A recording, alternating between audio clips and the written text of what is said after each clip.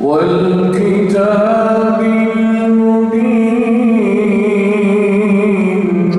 إنا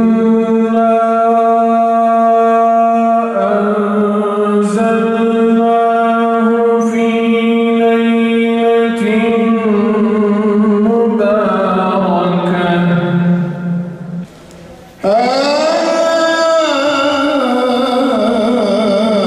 محمد المسيح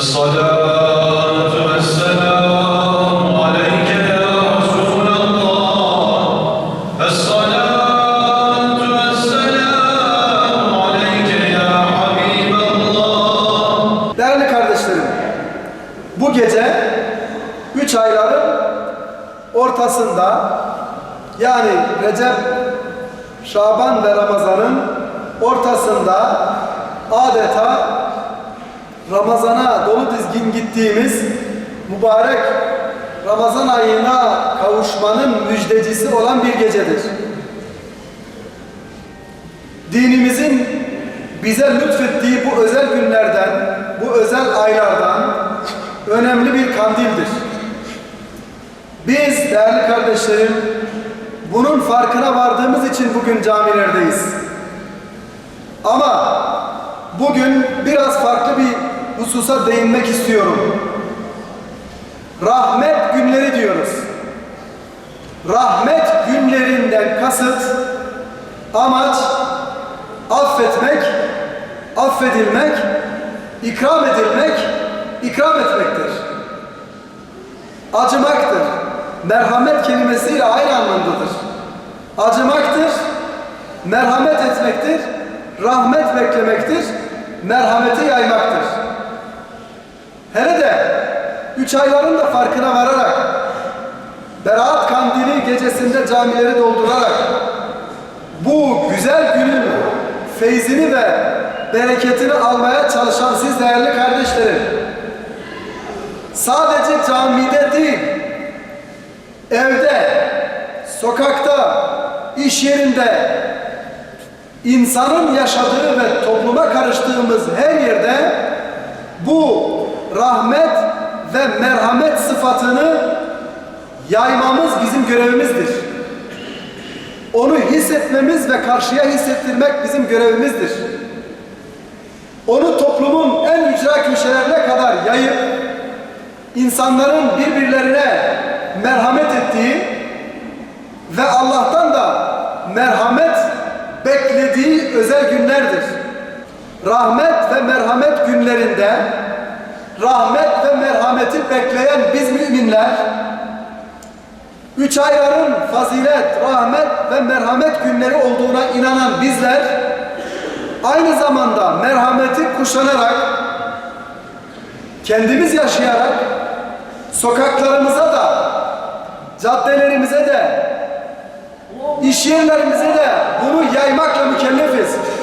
İnsanların birbirine acıması gerektiğine, insanların birbirlerine saygı göstermesi gerektiğine, nasıl af bekliyorsak, nasıl Allah'tan af, mağfiret ve merhamet bekliyorsak, bizler de diğer insanlara affeden, diğer insanlara merhamet eden, diğer insanlara rahmet dileyen birer mümin olmak zorundayız. Aksi takdirde camileri hınca hınç 3 ayları, kandilleri, güzel günleri omuz omuza camide geçirdikten sonra caminin dışına çıktığımızda adeta rahmeti, merhameti, o lütfu, o bereketi camide bırakıp sokakta başka bir insana dönüşüyorsak demek ki biz 3 ayları anlamamışız. Demek ki biz beraati anlamamışız. Demek ki biz rahmet, merhamet, acıma ve bu günlerin feyzini tam anlamamışız demektir. Allah'ın huzuruna beraatini almış olarak gitmeye gayret edeceğiz. Bu gece o gecedir. O gecelerdir. Değerli kardeşlerim, 3 ayların her bir gecesi mukaddestir. Her bir günü mübarektir. Hele Ramazan ayı işte o aya ulaşmadan önce şimdiden arınmaya başlıyoruz.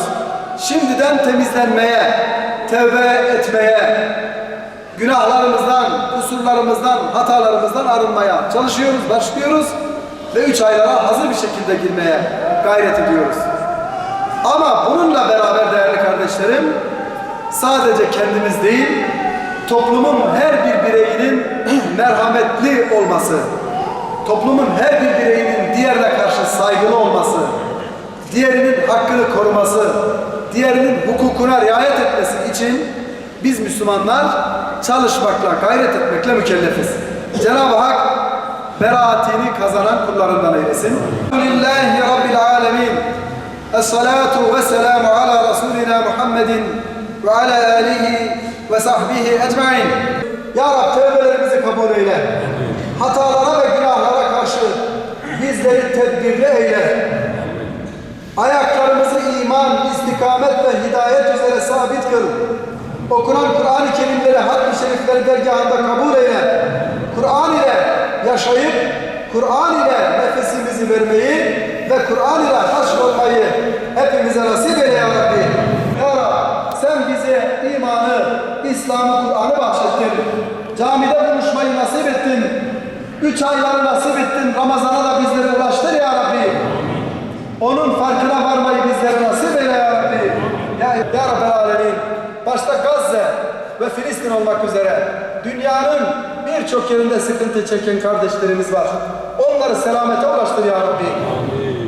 Zalim, Siyonist, gaddar teröristlere fırsat verme ya Rabbi.